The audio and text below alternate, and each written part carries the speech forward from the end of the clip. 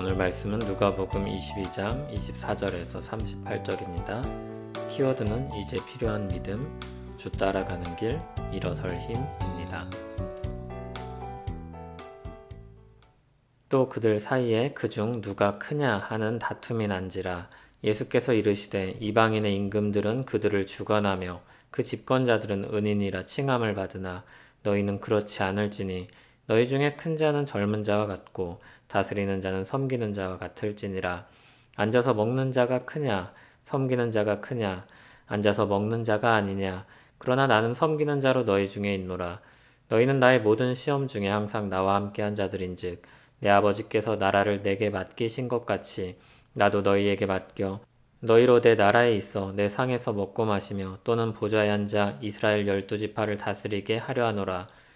시몬아 시몬아 보라 사탄이 너희를 밀가 부르듯 하려고 요구하였으나 그러나 내가 너를 위하여 내 믿음이 떨어지지 않기를 기도하였노니 너는 돌이킨 후에 내 형제를 굳게 하라.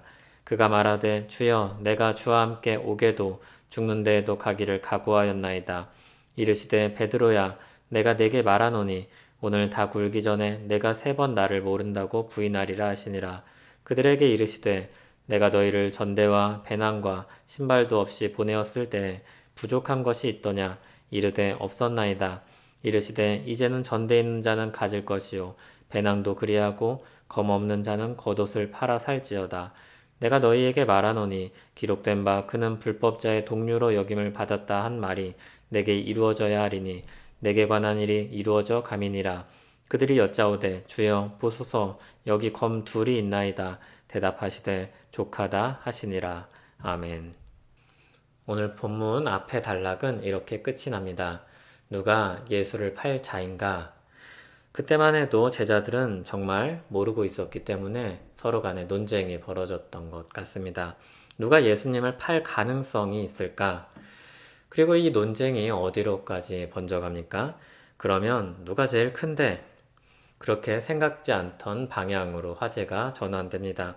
하지만 그들 마음속에 있던 것이 은연중에 드러나게 된 것입니다. 예수님은 그때 정말로 하나님 나라에서 큰 자가 누구인지를 가르치십니다. 하나님 나라에서 큰 자는 섬기는 사람입니다. 그게 세상 나라와의 차이입니다. 세상에서는 힘 있는 자들이 주관하고 그들이 명예와 권세를 갖습니다. 그러나 하나님 나라는 그렇지 않습니다. 주님은 26절에서 너희는 그렇지 않을지니 말씀하셨습니다. 하나님 나라에 속한 그들은 달라야 합니다. 그런 질서를 가장 앞서 보이시는 분이 바로 예수님이셨습니다. 그분은 왕의 위치에 계시는 분이지만 낮은 자들을 섬기셨습니다.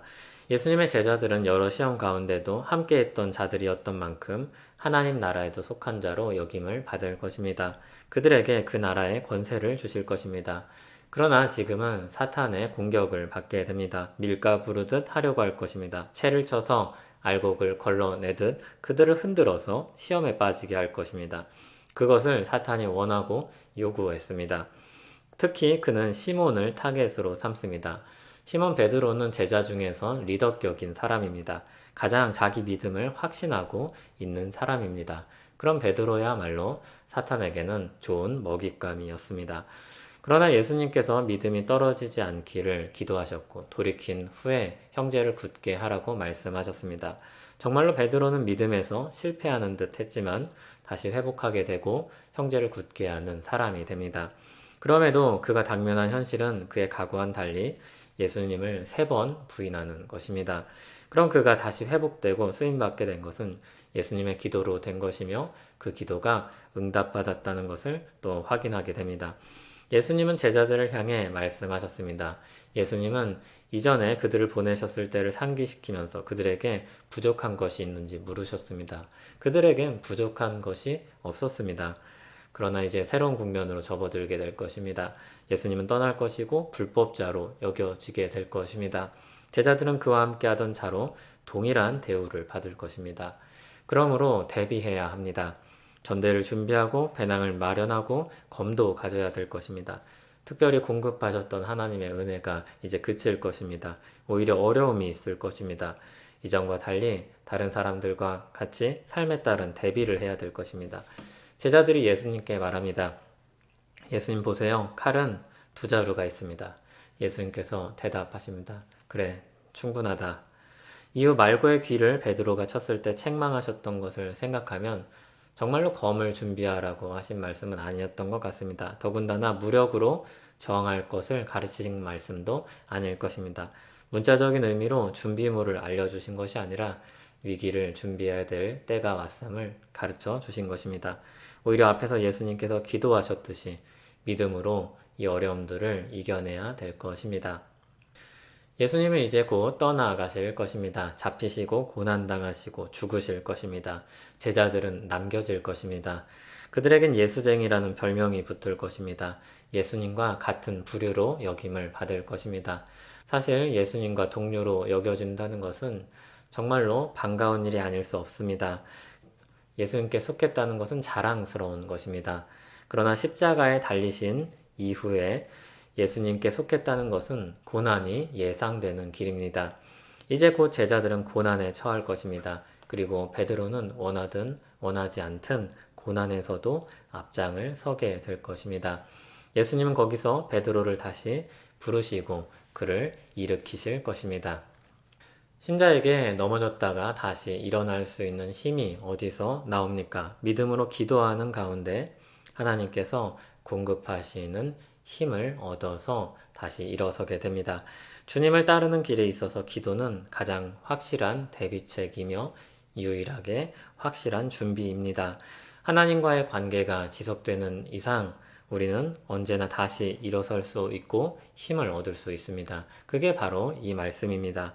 너는 알지 못하였느냐 듣지 못하였느냐 영원하신 하나님 여호와 땅끝까지 창조하신 이는 피곤하지 않으시며 곤비하지 않으시며 명철이 한이 없으시며 피곤한 자에게는 능력을 주시며 무능한 자에게는 힘을 더하시나니 소년이라도 피곤하며 곤비하며 장정이라도 넘어지며 쓰러지되 오직 여호와를 앙망하는 자는 새 힘을 얻으리니 독수리가 날개치며 올라감 같을 것이요 다른 박질하여도 곤비하지 아니하겠고 걸어가도 피곤하지 아니하리로다.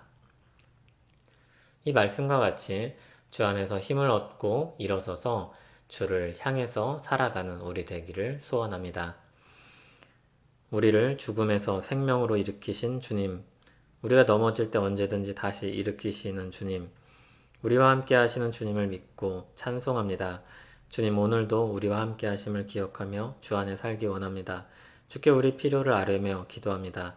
주께서 함께 하심을 경험하게 하옵소서. 예수님 이름으로 기도합니다. 아멘.